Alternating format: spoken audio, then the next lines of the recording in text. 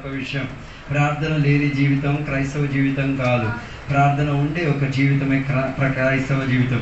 అందుకే రాబోయే రోజుల్లో అధికంగా ప్రార్థనలో బలపడి తీరడానికి దేవుని యొక్క సన్నిధిలో మనం కొనసాగుదాం. దేవుడు సహాయపరచును గాక. ఈ 1 వేళ వాక్య ధ్యాన నిమిత్తం బైబిల్ గ్రంథాన్ని మనం తెలుసుకుందాం. 2వ శమూయేలు గ్రంథం 4వ అధ్యాయం దాని 2-3 వచనాలు మనం చదివి అందులోంచి దేవుని యొక్క వాక్యాల నుంచి మనం ఆలకించుకుందాం.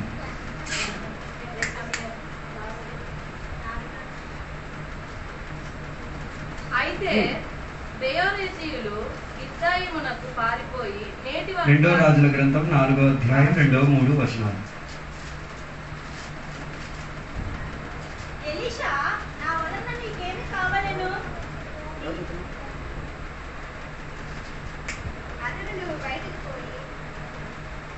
రెండో రాజుల గ్రంథం 4వ అధ్యాయం 2-3 వచనాలు. ఎలీషా, నా వలన నీకేమి కావలెను?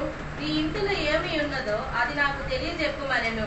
అందుకు ఆమె, నీ దాసురాలనైన నా ఇంటిలో నూనె కొండ ఒకటి ఉన్నది. వాక్యం చదివించి ఇవ్వడం ఒక అభిషేకం పొందిన ఒక పని. అది ఆలోచించి జాగ్రత్తగా వహించి తీరాలని నేను కోరుతున్నాను. మళ్ళీ చెప్తున్నాను, మాకు వాక్యం చదవడం తెలియదు, అందుకే మీకు వినయంతో అడుగుతున్నాం. అది వాక్య పరిచయం చేయడం తెలియక కాదు. అందుకే ఆ విషయాలు మీరు ఆలోచించాలి. అది ఒక పరిచర్యగా భావించండి, సరదా కాదు. ఒకసారి చదవండి 4వ అధ్యాయం 2-3 వచనాలు. ఎలీషా, నా వలన నీకేమి కావలెను? ఈ ఇంటిలో ఏమి ఉన్నదో అది నాకు తెలియజెప్పుమనెను. అందుకు ఆమె, నీ దాసురాలనైన నా ఇంటిలో నూనె కొండ ఒకటి ఉన్నది. ఇక్కడ చదివిన వాక్య భాగం మనందరికీ సుపరిచితమైన ఒక వాక్య భాగం. ఇక్కడ ప్రవక్త అయిన ఎలీషా ఒక విధవరాలైన స్త్రీకి అడిగిన ఒక ప్రశ్న మనకు అక్కడ కనబడుతున్నది. అందులో మా ప్రాధాన్యతగా ఆయన అడిగిన ఒక ప్రశ్న, నీ కొరకు ఏం చేయగలుగుతానని ఆయన ఏం చేస్తున్నాడు, ప్రశ్నించే ఒక ప్రశ్నగా మనకు అక్కడ కనబడుతున్నది. ఒక విషయం తెలుసుకు తీరాలి, రక్షణ పొందిన దేవుని యొక్క బిడ్డ యొక్క జీవితం ఒక ప్రశ్నతోనే ప్రారంభించింది. నాతో లేరు అనుకుంటా. నువ్వు రక్షణ పొందేటప్పుడు ఒక ప్రశ్న అడిగే రక్షణ పొందుకున్నావు. పొందలేదంటే దాని అర్థం నువ్వు రక్షణ పొందలేదు అని అర్థం. అపోస్తల క్రియ చక్కగా మనకి చెప్పుతున్నది. 2వ అధ్యాయం మనం చదివితే, వారు మత్తులుగా ఉండి ఆత్మశక్తిలో మత్తులై ఉండిన సందర్భమున అక్కడ వచ్చిన ప్రజలు ఏం చేశారు, ఒక ప్రశ్న అడిగినట్టుగా మనకు అక్కడ కనబడుతున్నది. అపోస్తల క్రియలోకి రండి, 2వ అధ్యాయంలో మనకు అక్కడ కనబడుతున్నది. అక్కడున్న ప్రజలు జరిగిన మా గొప్ప కోడిక జరిగిన సందర్భమున ప్రజలు వచ్చి ఏం చేస్తున్నారు, ఒక ప్రశ్నను అడుగుతున్నట్టుగా మనకు అక్కడ కనబడుతున్నది. చూసారా? దాన్ని 2వ అధ్యాయము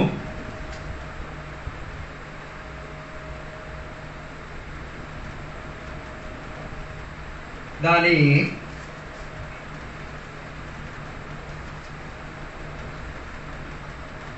37వ వచనం.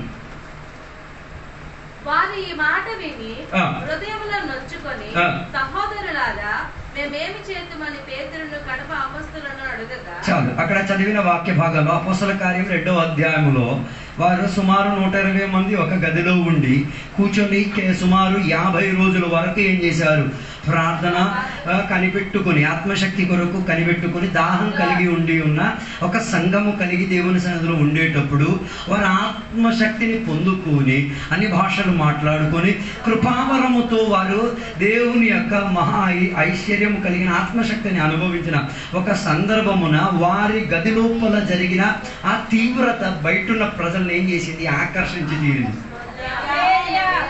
లోపల జరిగిన సందర్భం, లోపల దిగి వచ్చిన ఆత్మ సాన్నిధ్యత ఈ ప్రజలని ఏం చేసుకు తీరింది, ఎక్కడికి వచ్చి చూచి తీరడానికి ఉన్న ఒక అనుబంధాన్ని ఏర్పరచుకు తీరింది. వాళ్ళు చూసి వచ్చేటప్పుడు వాళ్ళు అర్థం చేసుకున్నది ఏంటో తెలుసా, వీరు తాగేసిన వారిగా ఉండి మత్తులైపోయి ఏవేవో మాట్లాడేసుకొని ఉంటున్నారన్న భావన వాళ్ళు ఏం చేసుకున్నారు, బయట ఉన్న ప్రజలు అర్థం చేసుకున్నారు. గొప్ప విషయం ఏంటో తెలుసా, సంఘం లోపల ఉన్న వాళ్ళు కూడా ఇలాంటి సందేహం ఉన్నారు. ఆత్మశక్తిలో కొందరు ఆరాధన చేసినప్పుడు పక్కన ఇడేటరా బాబు ఇలా కావాలి, వాళ్ళు అర్థం చేసుకోవడం మార్మల్స్ పొందలేదు. వాడికి ఆత్మశక్తితో ఏమేమి పాలు పింపులేదు. అంటే ఆ అపోస్తల కార్యంలో జరిగినదే. ఆ రోజు ఎంతో మంది జనులు వచ్చారు, ఈ రోజు ఈడు చేయలేదు, ఈడు కూడా అందులో ఉన్నాడని అర్థం. అయితే నేను చెప్పొచ్చే మాట, సంఘం మొత్తం ఏక మనసుతో ఆరాధన చేసినప్పుడు వారిలోకి దిగి వచ్చిన ఆత్మశక్తి ప్రజలను ఏం చేసింది, ఏంటి వింత కలిగినది అని తెలుసుకు తీరడానికి ఆతృతతో వాళ్ళని తీసుకొచ్చే సందర్భముగా దానికి వ్యాఖ్యానాంతరముగా అపోస్తలుడైన పేతురు గారు లెగిచి ఒక 10 నిమిషాలు వాక్య పరిచయం చేశారు. అదే దాన్ని ఎక్కడి నుంచి మనం చదవగలిగేది, 14వ వచనం నుంచి మనం చదవగలిగి తీరేది. అంటే వాళ్ళు అక్కడ ఉన్న ఒకే ఒక ప్రశ్న ఏంటిది, వీరు తాగేసి అయిపోయారా అన్న ఒక్క ప్రశ్నకి సుమారు 10-15 నిమిషాలు ఎవరు వాక్య పరిచయం చేశారు, పేతురు గారు వాక్య పరిచయం చేశారు. దానికన్నా ఎక్కువ సమయం కావి ఉండొచ్చు, కానీ వినడానికి ఓపిక చూపించుకున్నంతసేపు పేతురు గారు ఏం చేశారు, వాక్య పరిచయం చేశారు. హలో, నాతో ఉన్నారో లేదో నాకు నీతో ఎవరైనా ప్రశ్నించుకొని ఏదైనా ప్రశ్నలు అడుగుతున్నారో వాళ్ళ మీద కోప్పడిపోవడం కాదు.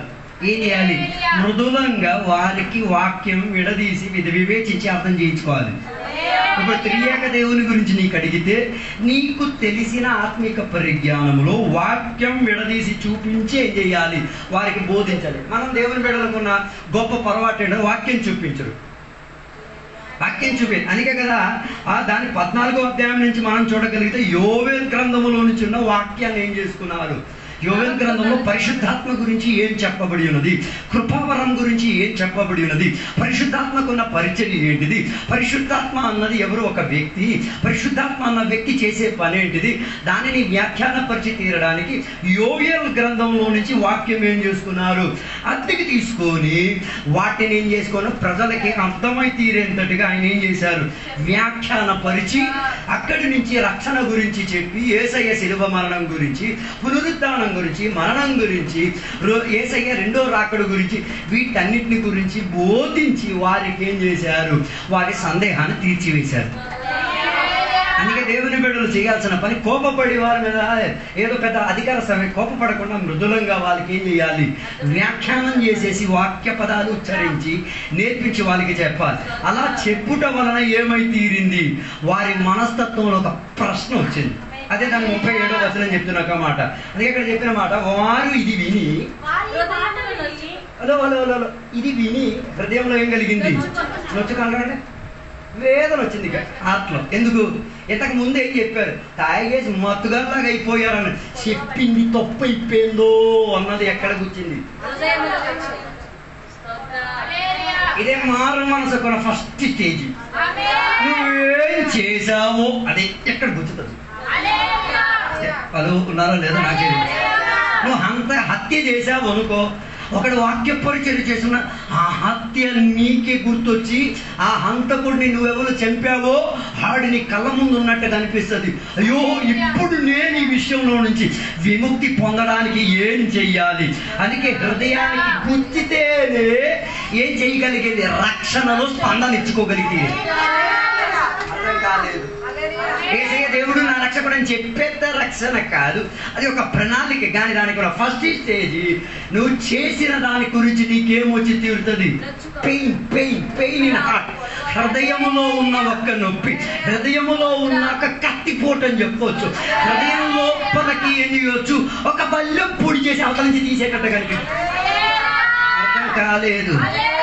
హలో, ఒక వాక్య పరిచయం చేసినప్పుడు కూడా నీకు అలాగే అనిపించాలి, ఒక ప్రవచనం వినేటప్పుడు కూడా నీకు అలాగే అనిపించాలి, దేవుడు నీతో మాట్లాడినప్పుడు కూడా అలాగే అనిపించాలి, వాక్యం వినిపడి నీ పాపం గుర్తుకొచ్చినప్పుడు కూడా అదే అనిపించుతుంది. అలా అనిపించిందంటే నువ్వు రక్షణ కొరకున్న త్రోవలో ఉన్నావు. మారు మనసుకున్న ప్రారంభ శ్రేణి నీలో ఏమైతే నువ్వు వచ్చేసిందన్నట్టు. ఆలోచించి సోదరం చెప్పాలి. హృదయానికి ఏం చేయాలి, పొడవాలి. పొడిచేటప్పుడు వారు ఏం చెప్పారో తెలుసా, ఒక ప్రశ్న అడిగారు. ఎందుకు ఆ ప్రశ్న అడగడానికి కారణం, వారికేం అర్థం కావట్లేదు. ఎంత ముందు వరకు జీవించిన జీవితం, ఇక నేను జీవించాల్సిన జీవితం గురించి వాళ్ళకి ఏం కావట్లేదు, ఏమి తోచట్లేదు, ఏమీ అర్థం కావట్లేదు. నాతో ఉన్నారో లేదో నాకు తెలియట్లేదు. వారికి వేదన కలిగి ఇన్నాళ్ళు వాళ్ళు పాపం చేసేవాళ్ళని, అతిక్రమాలు చేసేవారని, దాడులు చేసేవారని, పనికిరాని మాటలు మాట్లాడేవారని అన్న విషయం వారికి అర్థమై తీరేసరికి, వేదన గుండె లోపలికి వచ్చేసరికి అర్థమైంది, ఇంకా ఈ గుండెతో నేను ఎలా భవిష్యత్తు ముందుకు ఏం చేయాలి, నడిపించుకు తీరాలి. నా భవిష్యత్తు ఏంటిది, నా తర్వాత నా జీవితం ఏంటిది, ఎక్కడ నిండి నా జీవితం ఏమవుతాడని ఒక ప్రశ్న వారి హృదయం లోపలికి ఏం చేసి తీరింది, పొడుచుకొని వచ్చి తీరింది. ఈ ప్రశ్నతోనే క్రైస్తవ జీవితం ప్రారంభించాల్సింది. స్వస్థత పొందామన్నది కాదు క్రైస్తవ జీవితం, నీకేదో విడుదల జరిగింది అన్న విషయం కాదు క్రైస్తవ జీవితం. క్రైస్తవ జీవితానికి ఉన్న పునాది నీ హృదయానికి నొప్పిప్పించుకు తీరాలి, మారు మనసు అది తెప్పించుకు తీరాలి. తర్వాత రక్షణకున్న ప్రణాళికను నీవేం చేయాలి, అంగీకరించి తీరాలి. మారు మనసు ద్వారా నీ స్టాక్ అటు ఇవ్వకుండా రక్షణ అన్న దేవుని స్టాక్ అని నువ్వు పొందుకోలేవు. అర్థం కాలేదు. మన వ్యాపారస్తులకు ఉన్న ప్రాబ్లం ఏంటో తెలుసా, సామాన్లు అన్ని తెచ్చి గోడౌన్ లోపల పెడతారే తప్ప బయట ప్రదర్శనకు పెట్టరు. దానివల్ల ఏం కాదు, అమ్ముడు అవ్వదు. అర్థం కాలేదు. 10 లక్షలకి సామాన్ కొనేసుకొని గోడౌన్ లోపల ఉంచావు, ఎవరు చూస్తారు? ఎలకలు చూస్తాయి, ఇంకెవరు చూడరు. అందుకే చాలా వ్యాపారాలు నష్టపోవడానికి ఉన్న కారణం. దేవుని బిడ్డల యొక్క పని కూడా చాలా మంది నష్టపోవడానికి. అది ఏది స్టాక్గా ఉంచో దాన్ని నీ దేవుని దగ్గర రిలీజ్ చేసి చూపించు. దేవ, ఇవన్నీ నేను వదలడానికి రెడీ, నువ్వు నీ రక్షణ ద్వారా నాకు జీవితాన్ని మార్చడానికి సిద్ధమైతే చాలు. అలాగైతే నీ వ్యాపారం బాగుపడి తీరుతుంది, నీ కుటుంబం బాగుపడి తీరుతుంది, నీ విశ్వాస జీవితం స్థిరత్వం కలిగి ఉండి తీరుతుంది. హలో, రక్షణ జీవితం ప్రారంభించింది ఒక ప్రశ్నతో. ఇప్పటి వరకు ఆ ప్రశ్న నీ లోపల రాలేకపోతే ఈ రోజు నువ్వే ప్రశ్నించేసుకో. అందుకే అలాంటి ఉన్న బిడ్డలకి ఏం కాదు, భవిష్యత్తు గురించి ఏ రీతి కలిగిన భయం ఉండదు. రక్షణ పొందిన బిడ్డలు నేను చెప్పేది, మారు మనసు పొంది ప్రశ్న అడిగి రక్షణ పొందిన దేవుని బిడ్డలకి భవిష్యత్తు గురించి ఏముండదు, ఏ రీతి కలిగిన చింత ఉండదు. అందుకే పౌలు చెప్పేది, క్రీస్తు ప్రేమలో నుంచి మమ్మల్ని ఏవి కూడా ఏం చెయ్యవు, ఎడబావవు అని చెప్పడానుకున్న కారణం, వారికి ఏ విషయంలో కూడా వారికి ఏం లేదు, చింత లేదు, ఆలోచన లేదు. అది వారి ముందుకున్న జీవిత ప్రయాణాన్ని అడ్డుపరచటలేదు. హల్లెలూయా. అందుకే ఈ ప్రశ్నతోనే మన క్రైస్తవ జీవితం ఏం చేయాలి, ప్రారంభించబడి తీరాలి. అందుకే మనం చదివిన రాజుల గ్రంథంలో కూడా ప్రవక్త ఎవరికి అడిగారు, ఆమెకి అడిగారు, అమ్మా నేను నీ పట్ల ఏమి. ఒక పాస్టర్ గారు ఒక విశ్వాసిని ఎప్పుడు అడిగే ఒక ప్రశ్న ఇదే అయ్యుండి తీరాలి. ఎవరికి అడిగే ప్రశ్న, ఎవరు ప్రశ్న అడిగి రక్షణ పొందారు, ఎవరు ప్రశ్న అడిగి మారు మనసు పొందారు, అలాంటి విశ్వాసికి పాస్టర్ గారు ఎప్పుడు అడిగే, నేను నీ కొరకు ఏం చెయ్యాలి, నేను నీ కుటుంబ విషయం పట్ల ఏం చెయ్యాలి, నేను నీ ఆత్మిక విషయం పట్ల ఏం చెయ్యాలి, నేను నీ శారీరక విషయం పట్ల ఏం చెయ్యాలి, నేను నీ ఆర్థిక విషయం పట్ల ఏం చేయాలి. ఇదే పరిచర్య, సేవకుడి యొక్క పరిచర్య. ఈ కాలంలో సేవకులు ఏం చెయ్యాలో వాళ్ళకి అర్థం కావట్లేదు. అందుకే ఈ ప్రశ్న అడగట్లేదు, నేను నీ కొరకు ఏమి చేయాలి. అందుకే ఈ విధవరాలకి కూడా అడిగిన ప్రశ్న, నేను నీ కుటుంబం కొరకు, నేను నీ వ్యక్తిపర జీవితం కొరకు, నేను నీ పిల్లల కొరకు ఏమి చెయ్యాలి. ఆ ప్రశ్నే తన జీవితాన్ని పూర్తిగా మార్చేసింది. హలో, ఇలాంటి దేవుని యొక్క విడలారా, దేవుని సన్నిధులు ఇలాంటి అడిగిన కొన్ని ప్రశ్నలకు దేవుడు ఏం చేస్తారు, సునిశ్చితంగా జవాబిచ్చే తీరుతారు. జవాబు ఆయన దగ్గర లేదు అన్నది లేదు, ఉంది. నువ్వు అడిగి తెలుసుకోగలిగి తీరడానికి ఉన్న మనస్థితి ఉంటే చాలు. హల్లెలూయా. అందుకే ఎవరికి ఎవరి జీవితంలో ఏదైనా చేయడానికి ఇష్టం లేదు. ఇది అలాంటి యొక్క గోళంలో మనం జీవిస్తున్నాం, లోకంలో మనం ఎవరికి ఎవరి కొరకు కూడా ఏం చేయడానికి ఏం లేదు, ఇష్టం లేదు. అందుకే వాళ్ళ స్వార్థపరులు అయ్యేది. అర్థం కాలేదు అనుకో. స్వార్థపరులని మనం బాగా సంఘంలో కూడా చూడొచ్చు, సంఘం బయట కూడా చూడొచ్చు. స్వార్థపరులు అని చెప్తే దానికి ఒకే భావాంతరం ఏంటిది, వారి స్వార్థం మాత్రం వాళ్ళు కోరుకునేవారు. కానీ సేవకుడు ఇక్కడ తన స్వార్థం చూడట్లేదు.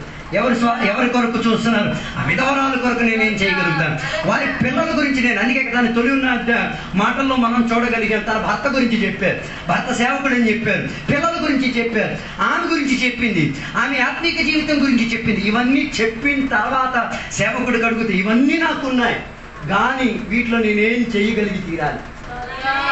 మంచి అభిషేకం చెందిన సేవకుడి కింద ఆమె ఉండేది, మంచి అభిషేకం చెందిన భర్త ఉండేవాడు, మంచి 2 పిల్లలు ఉండేవారు, మంచి వైవాహిక జీవితం ఉండేది, వారు మంచి భయభక్తులు కలిగిన దేవుని వల్ల. కానీ వారికి ఒక్క ప్రశ్న మాత్రం మిగిలి ఉండేది, ఏం జరిగి తీరాలి? దానిని తెలుసుకు తీరడానికి ఎవరి దగ్గరికి వెళ్ళింది? ఒక అభిషక్తుడి దగ్గరికి వెళ్ళి తీరింది. అప్పుడు ఆ అభిషక్తుడు ఆమె హృదయం లోపల ఉన్న ప్రశ్నని తిరిగి అడుగుతున్నాడు, నేను నీ కొరకు ఏం చెయ్యాలి? హలో, ఈరోజు దేవుని బిడ్డలుగా మనం కూడా యేసయ్యకి చెప్పాలి, దేవా నేను నీ కొరకు ఏం చెయ్యాలి? ఈ కాలంలో దేవుని బిడ్డలు దేవునికి అడగాలి, what can I do for you lord? నేను నీ కొరకు ఏం చేయగలను? ఏ కొండేమి ఎత్తకు రాకర్లేదు, ఏ ఆకులేమి ఎత్తుకు రావట్లేదు, ఉన్న వాక్య సిద్ధాంతం ప్రకారంగా జీవించి వాక్యాన్ని మోస్తే చాలు, క్రీస్తును మోస్తే చాలు, క్రీస్తు బాటలో ఉండి తీరితే చాలు. అందుకే ఈ పగటి వేళ దేవుని బిడ్డలు ప్రతిరోజు వాక్య పరీక్షగా వినేటప్పుడు, ప్రతిరోజు ప్రార్థన చేసేటప్పుడు, ప్రతిరోజు వాక్యం ధ్యానించడం ఈ ప్రశ్న అడగాలి, ఈ రోజు నువ్వు నాకు ఇచ్చావు కదా, నేను ఏం చేసి తీరుతాను? ఈ గడియ నాకు ఇచ్చావు కదా, నేనేం చేసి తీరుతాను? ఈ కుటుంబం నాకు ఇచ్చావు కదా, నేనేం చేసి తీరుతాను? ఈ బండి నాకు ఇచ్చావు, నేనేం చేసి తీరుతాను? ఈ వాహనం, ఈ సదుపాయం నాకు చేసేవాడు ఏం? ఈ ప్రశ్న లేకపోవడమే కొన్ని వాడికలోకి దేవుని బిడ్డలు రాకపోవడం. హల్లెలూయా, హల్లెలూయా. ఈ బెదరాల ఇంట్లో ఉన్నవన్నీ దేవుని కొరకు వాడబడిన వస్తువులే. భర్త దేవుని కొరకు వాడబడేది, భార్య దేవుని కొరకు వాడబడేది, పిల్లలు కూడా దేవుని కొరకు వాడబడేది. అందుకే కదా ఆమె పిల్లల పట్ల ఆమెకు ఒక మనసు ఉండేది. వారెవరి చేతికి వెళ్ళకూడదు, అన్యుల దగ్గరికి వెళ్ళకూడదు, వేరొకటి ఇంట్లో పడాల్సిన దుర్గతి రాకూడదు. అది పెరగాలంటే నా ఇంట్లో పెరగాలి. నేను విధవరాల్ని కావచ్చు, నేను దిక్కులేనిది కావచ్చు, కానీ ఆ పిల్లలు నా ఇంట్లో పెరగాలి. నేను తిన్న మెతుకులు తినాలి, నేను కూర్చున్న నీళ్లు తాగాలి, నేను కూర్చున్న కుర్చీలో కూర్చోవాలి, నా కంటికున్న పరిమితి లోపల వారుండి తీరాలి అన్న ఒక మనోధైర్యం.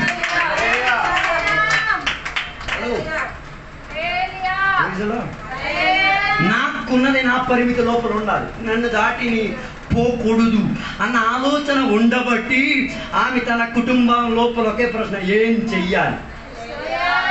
హలో, ఏమి చెయ్యలేని దేవుని బిడ్డలకు కూడా ఇదే ప్రశ్న రావాలి, ఏం చెయ్యాలి?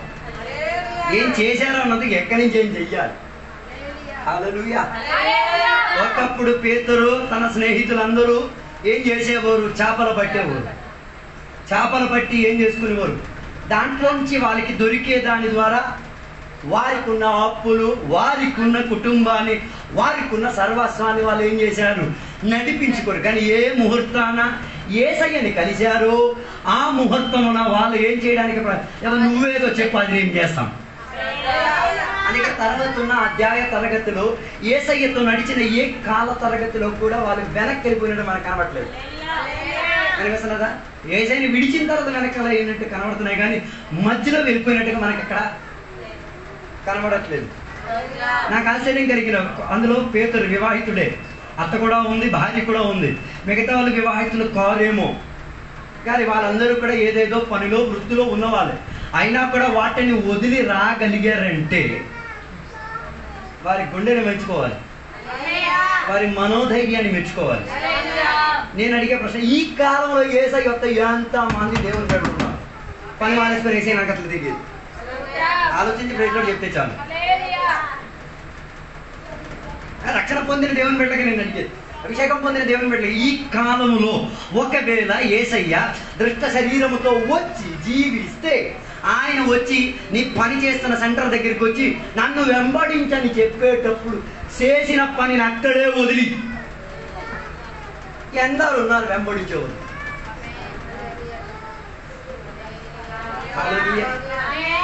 అతి తక్కువ మందే ఉంటారు వెంబడించేవారు.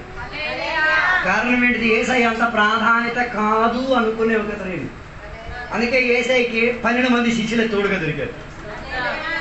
చెప్పలేదు ఎంతమంది శిష్యులు దొరికారు? 12 దొరికారు, 13 దొరకలేదు. హల్లెలూయా. అప్పుడు మీరు చెప్తారు, అయ్యగారు 70 మంది ఉన్నారు కదా, మిగతా వాళ్ళు కూడా ఉన్నారు కదా. వాళ్ళు ఉన్నారు, కానీ ఏం లేరు. 24 గంటలు 7 రోజులు యేసయ్య తోడుగా. హల్లెలూయా, హల్లెలూయా. అందుకే ఇక్కడ చెప్పిన ప్రశ్న చాలా వింత కలిగిన ఒక ప్రశ్న.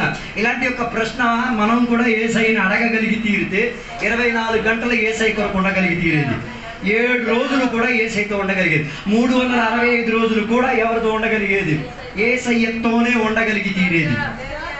అందుకే అక్కడ చెప్పిన మాటల్లో ఆమె చెప్పుచున్న ఒక మాట మీరు చూడండి. దాని 2వ అధ్యాయంలో చెప్తున్న ఒక మాట,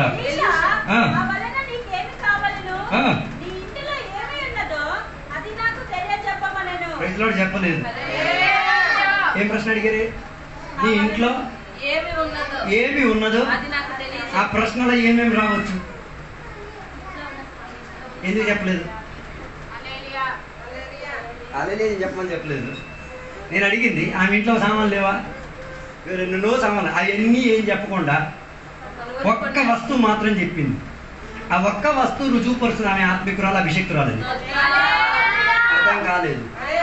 ఇప్పుడు నేను మీకు అడిగితే మీ ఇంట్లో ఏమున్నదని ఫస్ట్ గుర్తొచ్చేది ఏంటి? అందరికి ఏమీ గుర్తుకు రాదు. ఫస్ట్ గుర్తుకొచ్చేది ఏమి? ఏది ఫస్ట్ గుర్తుకొస్తే అదే నీ దేవుడు, అదే నీ ఆత్మీయత, అదే నీకున్న విలువైనది, అదే నీ జీవితంలో ప్రాధాన్యత చెందేది. అర్థం కాలేదు. అర్థం కావడం కష్టం కూడా. ఈ విధవరాలు చెప్తున్నా నా ఇంట్లో బోల్డ్ మంచాలు ఉన్నాయి, బోల్డ్ ఇవి ఉన్నాయి, కంచాలు ఉన్నాయి, అవి ఉన్నాయి, ఇవి ఉన్నాయి.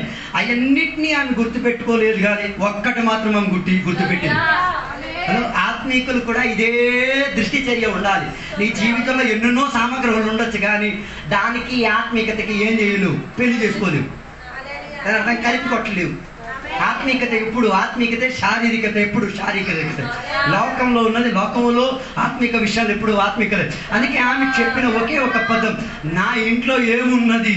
ఓ నూనె కుండె తప్ప ఇంకా ఏవి నా ఇంట్లో. హల్లెలూయా, హల్లెలూయా. నీ ఇంటికి విడుదల కావాలంటే నీ ఇంట్లో ప్రాధాన్యత చెందిన దాన్ని నువ్వేం చేయాలి? ఎంచుకు బయటికి తీయాలి. అందుకే కదా ఒక విధవరాలి ఇంట్లో 10 నాణ్యాలు ఉండేది, 10 నాణ్యములో ఒకటేమై తీరింది, పోయే. మనం అది దాన్ని నాణ్యం అని చెప్పేసి సులకగా వదిలేస్తాం. అలా కాదండి. వివాహానికి ముందుగా ప్రదానం చేయబడిన ఒక కుమార్తెకి ఆ వరుడు పెళ్లి చేయడానికి ఆశపడిన వాడు 10 నాణ్యాలు ఇచ్చేసేది చెప్తాడు, ఇది ఉంచేసుకో, తిరిగి వచ్చేటప్పుడు నేనేం చేస్తాను, ఇది చూస్తాను, అప్పుడే నేను నీతో ఏం చేస్తా, పెళ్లి చేస్తాను అని మాట ఇచ్చారు. కానీ ఇది చాలా మంచిది కాబట్టి 10లో ఒకటి ఏం చేసింది? ఇదిలో అక్కడే చెప్పాలి.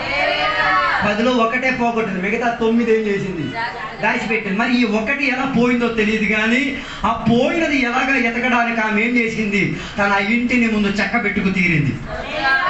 ఆత్మీయత బాగుండి తీరాలంటే ముందు ఎక్కడ సెట్ అవ్వాలి? ఇంటి లోపల సెట్ అవ్వాలి. హలో, తన జీవితంలో ఉన్న దాని గురించి ఊరంతా చెప్పుకు తిరగలే.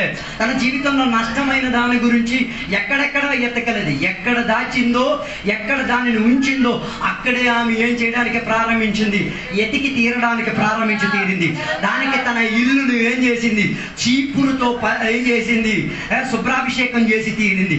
అంతటితో ఆగిపోలే, ఇల్లంతటిని ప్రకాశవంతంగా చేసి తీరింది. అంతటితో ఆగిపోలే, ఇంట్లోపల ఉన్న తొక్కులు మొత్తం ఏం చేసింది?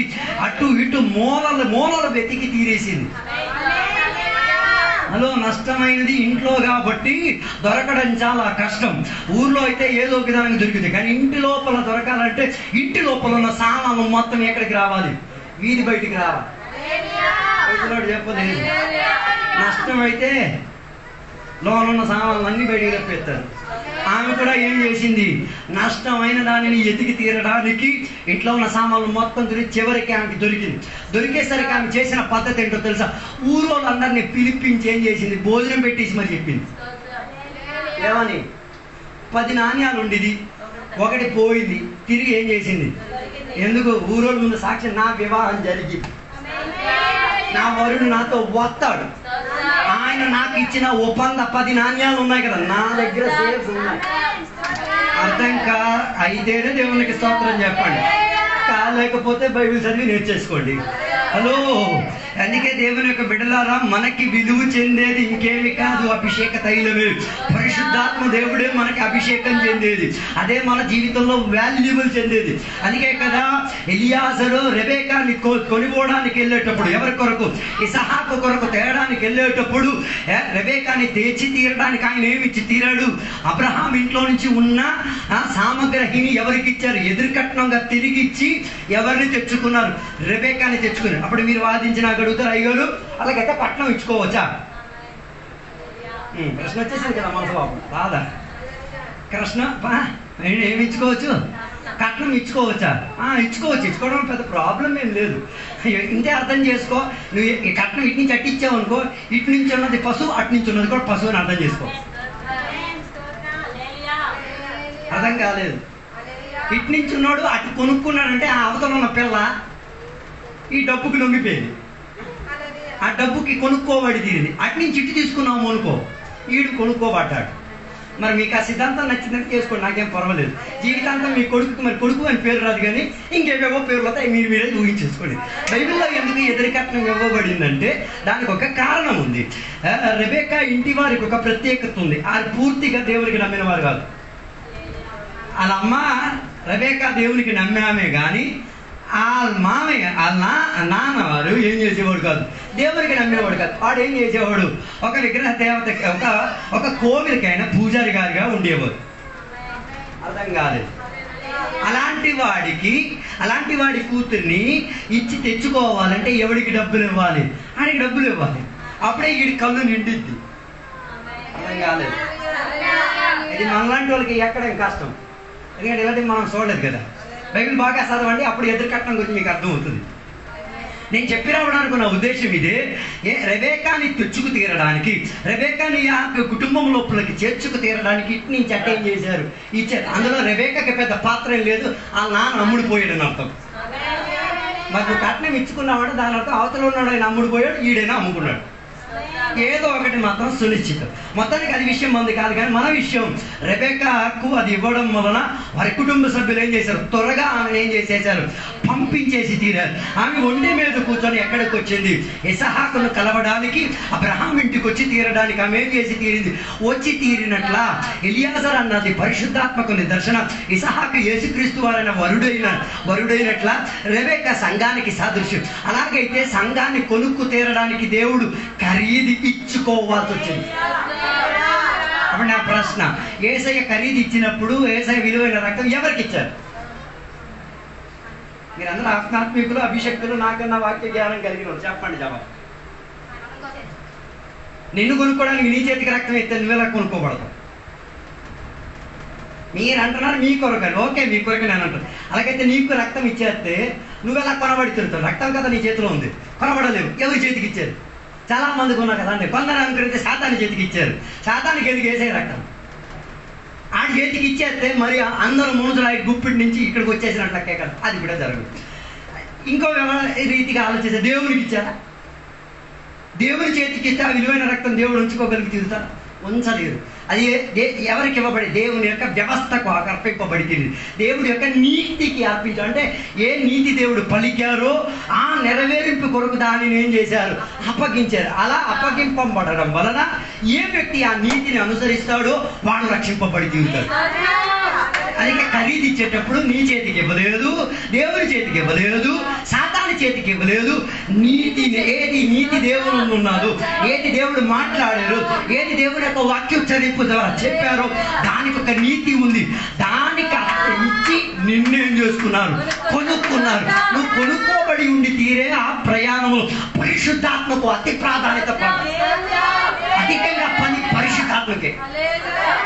అర్థం కాదు. అందుకే కదా బైబిల్ సెలవిచ్చిన ఒక్కడు యేసయ్యని దేవుడు అని ఒప్పుకోవాలన్నా ఎవరి సహాయం కావాలి?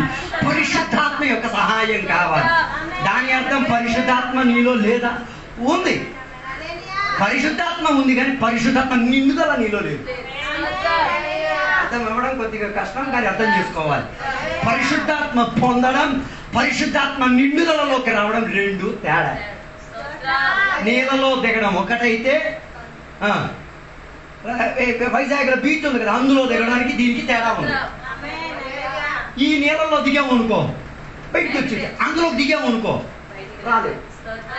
అందుకే కదా ఏ స్కేల్ గ్రంథం చెప్తున్న మాట మోకాల వరకు వచ్చింది, అరికాల వరకు వచ్చింది, నడుము వరకు వచ్చింది, పీక వరకు వచ్చింది. తర్వాత నేను దాంట్లో ఏం చేయలేకపోయాను, ఈత పట్టుకోలేకపోయాను, మునిగిపోయాను. అది ఎట్టి ప్రవహించిందో అటే నేనేమై తీరాను. ప్రవహించుకొని ఇదే నిండుదలకున్న ప్రత్యేకత. అర్థం కాలేదు. అప్పుడు ఈమె దగ్గర ఏముంది? అది నిండుదల కాదు. అర్థం కాలేదు. అది నిండుదల కాదు, అది కాస్త కొంచెం కొంచెం ఏ లిటిల్ అంటే రక్షణ పొందే ఒక శ్రేణి. యేసయ్య దేవుడని ఒప్పుకు తీరడానుకున్న శ్రేణి. అందుకే ఆ వస్తువునే ఏం చేసింది? ప్రవక్త చేతికి అప్పగించి తీసింది. దేవా, నాకున్నది చాలా కాస్త అయినది, ఇది నాకెంతది కావాలి? సముద్రం కన్నా మించినది కావాలి. ఇక్కడే చాలా మంది దేవుని యొక్క బిడ్డలకు వచ్చే సందేహం ఏంటిది? కాస్త పరిశుద్ధాత్మను పొందేసుకొని కృపావరం అంతా నాదే, మా తాత సొమ్మే, నేను ప్రవచిస్తే ప్రవచనాలే వస్తాయి. నేను అడిగేది ఎంత మునిగి బయటకు వచ్చి? ఒకవేళ నువ్వు మునిగినా మళ్ళీ నువ్వుగా బయటికి రాలేవు. అర్థం కష్టం. మీరు సముద్రం లోపలికి దిగితే నేను బతికించడానికి ఎవరు రావాలి? వేరే ఎవరో రావాలి. ఉన్నారా? ఆత్మ నిండుదల లోపలకు ఒకడు ఎక్కేసరికి మరి వాడుగా రాలేడు. వారికి ఎవరు కావాలి? అయితే దేవుని సహాయం కావాలి, లేకపోతే ఇంకెవరైనా సహాయం చేయడానికి వచ్చి తీరాలి. హలో, మందంతా ఈ ఈ ఈ చిన్న నిండుదల పొందేసుకుని ఎక్కువ ఆరవాటం చేయాలి. హలో, మీరు ఈరోజు ఇంటికి వెళ్ళిన తర్వాత ఒక గ్లాస్ కాఫీ తయారు చేయండి. కాఫీ పాలు వేయకుండా తయారు చేయండి, మీకు క్లియర్గా అర్థమవుతుంది. కాఫీ తయారు చేసేసి ఒక గ్లాసులో తీసుకెళ్ళి కొలై దగ్గరికి వెళ్ళి ఈ కాఫీ నిలబెట్టి కొలై ఓపెన్ చేయండి. అలా చూస్తూ ఉండగా ఒక 3 నిమిషాలు పోయేసరికి ఏమవుతుంది తెలుసా? కాఫీ అంతా బయటికి వెళ్ళిపోయి ఏం నిండిపోదు. ఇదే జరగాల్సింది. అర్థం కాలేదు. ఆత్మ నిండు లోపలికెక్కితే నీ లోపలున్న మరక శూన్యమైపోయి మరక లేనట్టుగా ఒక వ్యక్తిగా మా నాన్న మరక లేదా? నీలో లేదా? 199 ఉన్నాయి. సాతాను గారిని కూర్చోబెట్టి ఒక అరగంట లెక్చర్ తీస్తాడు. ఆ లిస్టు మొత్తం తీస్తాడు. ఎక్కడెక్కడ అలా చేసావు, అక్కడెక్కడ మొత్తం లిస్టు బయట మొత్తం చెప్తాడు. కానీ ఆ లిస్టు బయట మొత్తం యువతలు ఉన్నా ఆత్మ నిండుదల లోపలికి ఎక్కిన ఒకడు ఆత్మ లోపలికి ఎక్కగలిగి తీరితే ఒక కడుగుదల ఖచ్చితంగా జరిగి తీరగలిగింది. అందుకే బైబిల్ చదివిన ఆత్మ వరాన్ని ఆశించుకునుడి, ఆత్మ ఫలములను ఆశించుకునుడి అంటే దాని అర్థం డెవలప్ చేసుకోండి. లేని దానిని నీవేం చేసుకోవాలి? తెచ్చుకోవాలి. డెవలప్ తెచ్చుకోవాలంటే ఏం చేయాలి? దానికి అంటు కలిగిన అంటుతో కలవాలి. నీవు ఫలం లేనిది, నీకున్న తేగ ఏం చేయదు. ఫలం లేని దాంతో క్రీస్తుతో కలిస్తే చాలు ఫలం చెందేది ఆటోమేటిక్ గా ఏమై తీరుతుంది? వచ్చే తీరుతుంది. ఎవరు దానిని ఏం చేయలేరు, ఆపలేరు, అడ్డుపరచలేరు. అందుకే ఆమె అడిగిన దానికి ఉన్న జవాబు చాలా స్పష్టంగా ఉంది. దేవా, నా దగ్గర కాస్తడే ఉంది, అది కాస్త ఏం చేయి? మల్టిప్లై చేసి తిరిగి నాకు. ఈరోజు నీ భవిష్యత్తు బాగుండి తీరాలంటే నీరు దేవుని చేతికి అప్పగించేసి దేవుని దగ్గర నుంచి ఏం చేయాలి? కొన్ని పొందుకు తీరాలి. నీకున్న వాక్య జ్ఞానాన్ని దేవుని చేతికి ఇచ్చి దేవుని వాక్య జ్ఞానాన్ని తీసేసుకో. నీకున్న కృపావరాన్ని దేవుని చేతికి ఇచ్చేసి దేవుని దగ్గర నుంచి అధిక కృపావరాన్ని పొందు. నీ దగ్గర ఉన్న ప్రార్థనా స్తోమతని దేవుని చేతికి అప్పగి నీకున్న ప్రార్థన ఆనందం నాకు ఒక ఎక్స్చేంజ్ అటు ఇటు చేసుకో. మల్టిప్లికేషన్ అంటే ఎలాగే, సమృద్ధిగా కోత కోయడం అంటే ఎలాగే. అందుకే కదా 5 రొట్లు 2 చేపలు యేసయ్య చేతికి ఇచ్చారు. ఓకే, ఇచ్చింది ఏదో బాగుంది. యేసయ్య ఎవరి చేతికి ఇచ్చారు? దేవుని చేతికి. అంటే ఆయన చేతకానోడు, పని చేయనోడు అలాగేం కాదు. కానీ ఆయన కూడా కోరేటట్టు నా ఒకే శక్తి ఎక్కర్లేదు, దేవుని శక్తి కూడా దీంట్లో. ఈ ఇంట్లో నూనె ఉంది, ఈ ఒంటరిగా దేవునికి ఇచ్చేది అయిపోయింది కదా. No no no no no no నేను ఒంటరిగా ఈ పని చేయను, కానీ మా ఆయన ఎవడి కింద శిష్యుడిగా ఉన్నారు కదా, ఆయన పిలిపించి ఆయన ద్వారా ఈ పని నేనేం చేస్తా.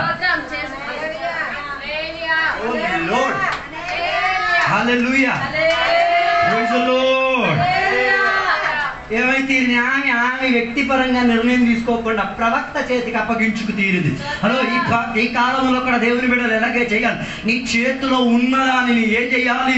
దేవుని చేతికి అప్పగించగలిగి తీరితే దానిని రెట్టింపుగా దేవుడు ఏం చేయొచ్చు? తిరిగి నీకు ఇప్పించి తీరు. అన్నాకి గర్భపాత్రాన్ని దేవుడు మూతేసేసారు. మూతేసేసిన దానిని ప్రార్థన చేసేసి తెరిచేసి ఆ పిండాన్ని ఎవరి చేతికి ఇచ్చారు? దేవుని చేతికి ఇచ్చారు. ఆమె అడిగింది, దేవా నాకు ఒక మగ కుమారుని ఇయ్యి, మగ కుమారుని ఇయ్యి అని అడిగిన దానిని అడిగి ఇచ్చారు. ఇచ్చిన తర్వాత ఆమె ఏం చేసింది?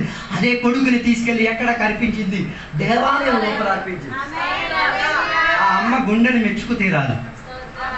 నేను అది ఆ అధ్యాయం చదివినప్పుడు ఎందుకు ఇచ్చి ఉంటుంది అని నేను అనుకున్నాను. అప్పుడు నాకు ఎలిగిన జ్ఞానోదయం. అదే ఇంట్లో ఒకరికి 10 మంది పిల్లలు ఉన్నారు. ఒకటి శాంక్లో, ఒకటి ఒకటి ఇక్కడ ఒకటి నెత్తి మీద. వాళ్ళ ఇంట్లో పడుకోబెట్టేటప్పుడు ఈమెం చేసింది? నీకు 10 ఉండి ఒకే కాడ ఉంది కదా, నాడు ఒక్కడే కదా, ఆడు ఉండాల్సిన చోట్ల ఉంటే ఉన్న ప్రజలు మొత్తం అక్కడికి వస్తారు. దేవునికి స్తోత్రం. నీది నీ ఇంట్లోనే ఉంది కదా, నాది నా దేవుని ఇంట్లో ఉన్నాడు కాబట్టి ఆడక్కడే పెరుగుతాడు, ఆడక్కడే ఉంటాడు, ఆడక్కడే పనిచేస్తాడు. ఉన్న పిల్లలు మొత్తం